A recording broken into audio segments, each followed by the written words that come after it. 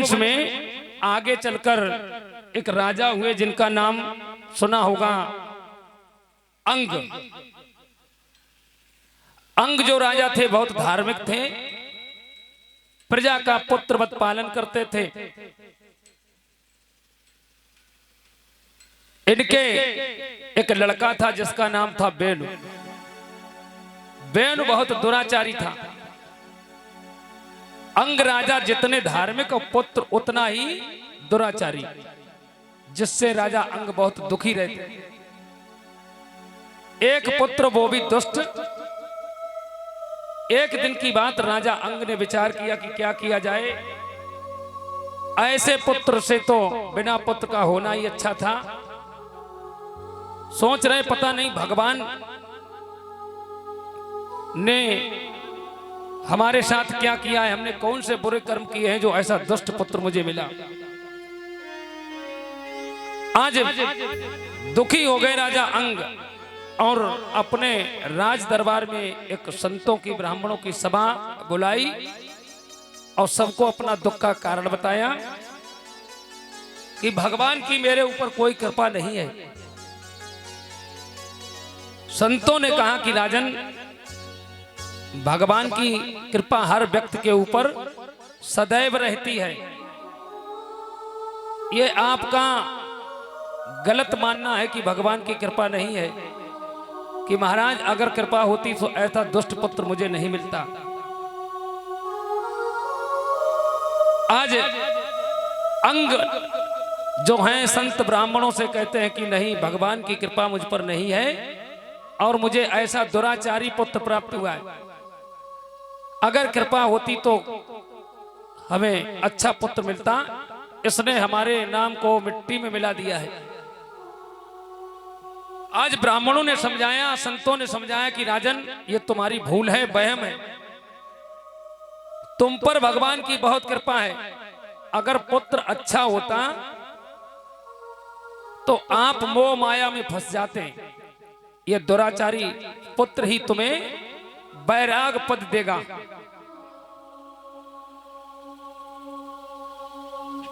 संतों ने समझाया जिसके कारण तुमको बैराग मिलेगा।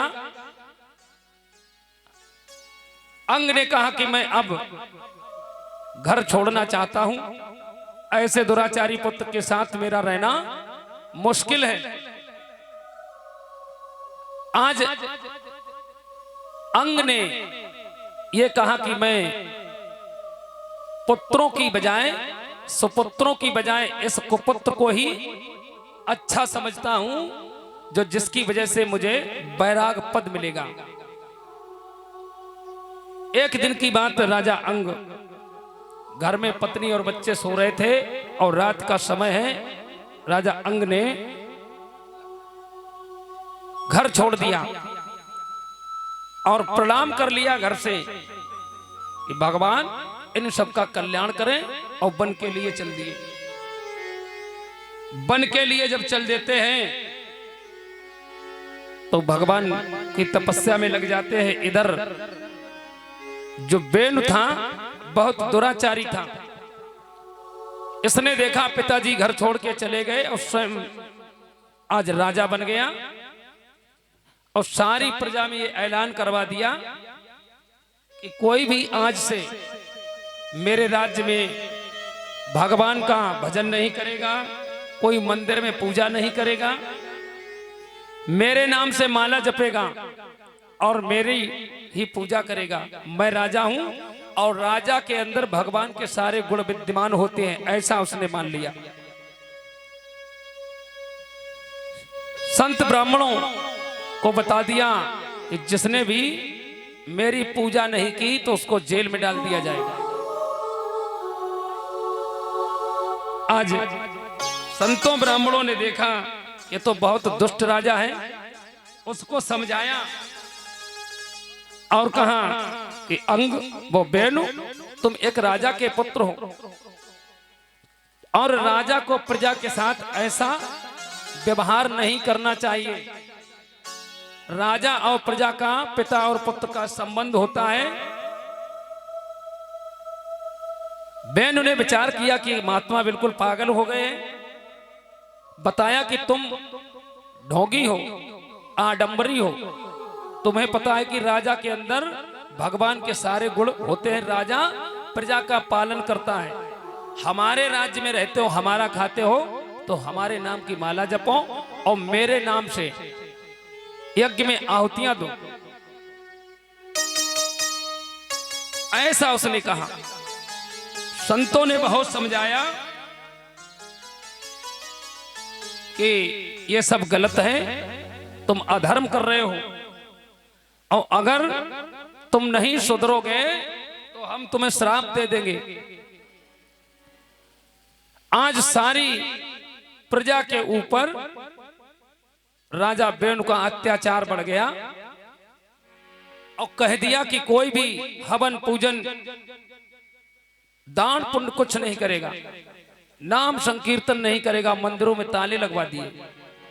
लिखा है ना इष्टव्यम ना दातव्यम न होतव्यम ध्वजा क्वचित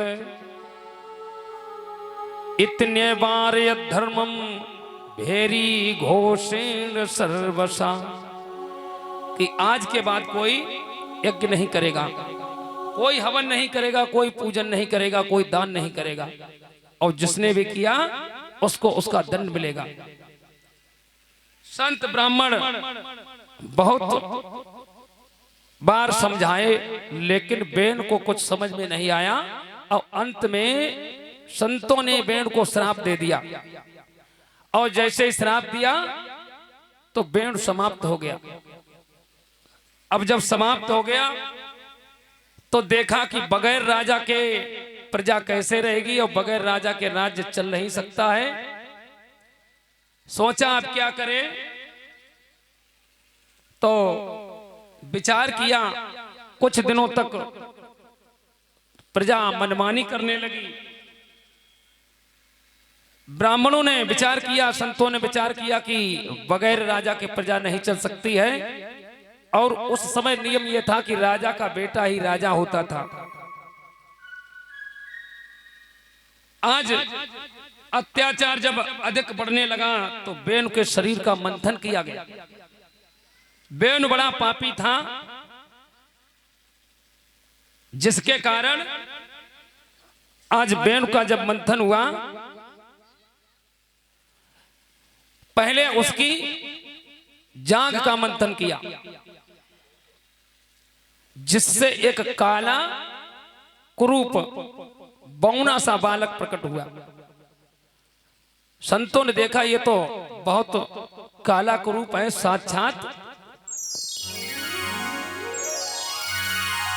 तो उसको दक्षिण दिशा में भीलों का राजा नियुक्त कर दिया। ये राजा बनने के लायक नहीं है, पाप पैदा हो गया, पापी था बेन। दक्षिण दिशा में उसको नियुक्त कर दिया, भीलों का राजा बना दिया। और फिर बेन की दाहिनी भुजा का मंथन किया। दाहिनी भुजा का जब मंथन हुआ तो एक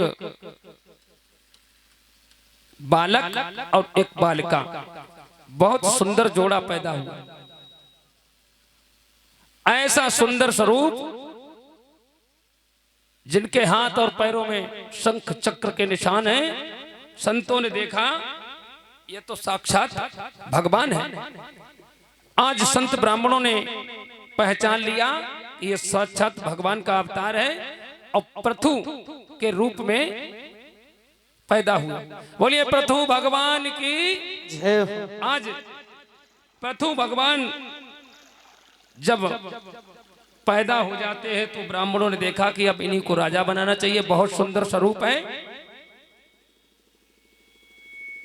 संतों ने बड़ा उनका स्वागत किया और उनका गुणगान करने लगे। पृथु महाराज ने कहा कि अभी मैं पैदा हुआ हूं और आप लोग इतनी सराहना मेरी क्यों कर रहे हो? मैंने अभी कोई ऐसा कार्य नहीं किया जो आप मेरी सराहना करते हो। आज देखा संतों ने कि बहुत सुंदर राजा है और उनको राजा नियुक्त कर दिया। और पृथु जब कुछ बड़े हुए, राज उनका बहुत सुंदर चलने लगा। भगवान के भक्त हैं और पृथु के राज्य में प्रजा रह रही है, लेकिन पृथु के राज्य में एक कमी थी। इस पृथ्वी ने अन्न देना बंद कर दिया। अन्न देना जब बंद कर दिया तो पृथु को बड़ी चिंता हुई कि हमारे राज्य में ये पृथ्वी अन्न नहीं देगी तो प्रजा भूखों मर जाएगी। प्रजा भूखों मरने लगी तो पृथु ने विचार किया क्या किया जाए कि रामचरितमानस में ऐसा लिखा है कि जिस राजा के राज्य में प्रजा दुखी होती है उस राजा को नरक मिलता है। और पृथु भगवान के भक्त हैं, बहुत धार्मिक राजा हैं।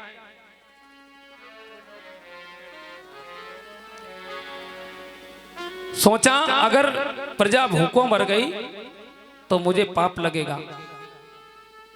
आज धनुष बाण उठाया और विचार किया कि इस पृथ्वी को ही नहीं रखेंगे। पृथ्वी घबराने लगी, पृथ्वी घबराई और सोचा कि राजा पृथु जो राजा है, चक्रवर्ती सम्राट हैं, उदय से अस्त तक के राजा हैं, भाग के जाएंगी कहां। आज पृथु के पास गौरूपणी पृथ्वी रमाने लगी, रोने लगी और शरण में आ गई कि हमारी रक्षा करो, हमारा इसमें कोई दोष नहीं है। पृथु ने कहा तुम्हारा दोष नहीं, तुमने अन्न देना बंद कर दिया। जब कहीं हवन यज्ञ होता है तो सबसे पहले तुम्हें गाय का भाग निकाला जाता है, खाने के लिए तैयार, और अन्न देना बंद कर दिया कि राजन हमारा दोष नहीं है, तुम्हारे जो पिता बेनु थे उनका इतना अत्याचार बढ़ गया था पृथ्वी पर कि हमसे सहन नहीं हुआ। हम सारे कार्य अपनी छाती पर सहन करती हूं, लेकिन महाराज जब पाप का बोझ बढ़ता है तो मुझसे सहन नहीं होता है। हमारे ऊपर रहते हैं वो हम ही पर अत्याचार करते हैं, इसलिए मैंने सारे जो बीज पदार्थ है वे अपने अंदर छुपा लिए हैं। आप चाहें तो मैं आपको प्रदान कर सकती हूं। राजा पृथु बहुत बुद्धिमान है, समझ गए, पृथ्वी को क्षमा कर दिया और विचार किया क्या किया जाए। पृथु के राज्य में पहाड़ बहुत थे तो पृथु ने पहले भूमि को समतल कराया। और सभी जानते हैं कि जब पहाड़ होंगे वर्षा का जल टिकेगा नहीं तो खेती नहीं हो सकती है। पहाड़ काट काट के भूमि को समतल कराया, वर्षा हुई और खेत जब एक तार हो गए, समतल हो गए, भूमि समतल हो गए तो पृथ्वी ने पुनः अन्न देना प्रारंभ कर दिया। प्रजा कुछ ही दिनों में खुश रहने लगी। प्रजा में संपन्नता आ गई, बहुत सुंदर राज चलने लगा। कुछ समय बाद राजा पृथु ने सोचा अब क्या किया जाए, तो अश्वमेध यज्ञ उसका अनुष्ठान किया। अधिक क्या बताएं, 99 यज्ञ राजा पृथु के पूर्ण हो गए और 100वें यज्ञ की तैयारी। इसमें जब 100वां यज्ञ का प्रारंभ हुआ तो उस यज्ञ में जो घोड़ा छोड़ा गया, राजा इंद्र ने विचार किया कि अगर 100वां यज्ञ पूर्ण हो गया तो हमारा इंद्रासन चला जाएगा। आज इंद्र ने अपने बेटे के द्वारा उस अश्व को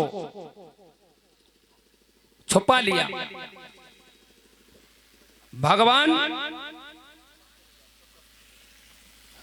पृथु ने देखा, समझ गए, तो पृथु का बेटा जो था उसने विचार किया कि ये किसकी चाल, समझ गए इंद्र का बेटा ये घोड़े को इसने चुरा लिया है। ज्योतिषियों ने विचार किया कि ये काम किसका हो सकता है, राजा इंद्र का। 100वां यज्ञ पूर्ण हो गया तो कहीं इंद्रासन न चला जाए, लेकिन पृथु का ऐसा कोई भाव नहीं था। वो भगवान के भक्त थे और भगवान के लिए यज्ञ कर रहे थे। आज जब घोड़ा चुर गया तो राजा पृथु ने देवराज इंद्र पर आक्रमण कर दिया और परास्त करके घोड़े को ले आए और यज्ञ पूर्ण किया। क्योंकि इंद्र ये बहुत डरपोक देवता है, कहीं ऐसा न हो हमारा इंद्रासन चला जाए। और इसी जगह भगवान नारायण प्रकट हो जाते हैं। देखा ऐसे परम शक्तिशाली वीर योद्धा पृथु, नारायण ने दर्शन दिया तो पृथु ने आज भगवान को प्रणाम किया और उनको सारा हाल बताया कि महाराज हमारा कोई विचार नहीं था देवराज इंद्र के इंद्रासन पर, मैं तो केवल आपके दर्शनों के लिए ये सारा कार्य करता था और आज मेरी इच्छा पूर्ण हो गई। मुझे इंद्रासन की कोई लालसा नहीं थी। ऐसा त्याग जब पृथु का देखा तो भगवान नारायण बहुत प्रसन्न हो गए। नारायण ने इस तरह देखा पृथु का त्याग, प्रकटे नप के सामने नाथ सहित अनुराग। चरण पकड़ के नाथ ने, चरण पकड़ पृथुराज ने कहा विनय के साथ, रमा रमण भव भय हरण जगत नाथ जननाथ। आज कहा प्रभु हमें आपके दर्शन मिल गए और जिसकी मुझे इच्छा थी वो आज पूर्ण हो गई। मुझे कोई इंद्रासन की इच्छा नहीं है, मैं तो केवल आपका भक्त हूं, आपका दास हूं। आज जब ऐसा देखा त्याग तो नारायण भगवान प्रसन्न हो जाते हैं और त्याग देखा कि पृथु ने 100 यज्ञ पूर्ण कर लिए, अब ये इंद्र पद के अधिकारी हो गए और फिर इन्होंने इंद्र पद त्याग दिया कि मुझे नहीं चाहिए इंद्र का पद। आज ऐसा त्याग देखा, प्रसन्न हो गए भगवान नारायण और कहा जाइए तुम्हारे ऊपर मेरी कृपा सदैव बनी रहेगी और मेरे चरणों का ध्यान करो, इसके बाद हमारे धाम को आओगे। तुमने 100 यज्ञ पूर्ण किए हैं, आगे चलकर तुमको इंद्र का पद भी प्राप्त हो जाएगा। एवं मस्तु कह कर हुए अंतरहित भगवान, और बुलवाए पृथुराज ने नपत और सीमान। आज ऐसे पृथु का त्याग देखा तो नारायण भगवान ने उन्हें आशीर्वाद दिया और आशीर्वाद देके अंतर ध्यान हो जाते हैं।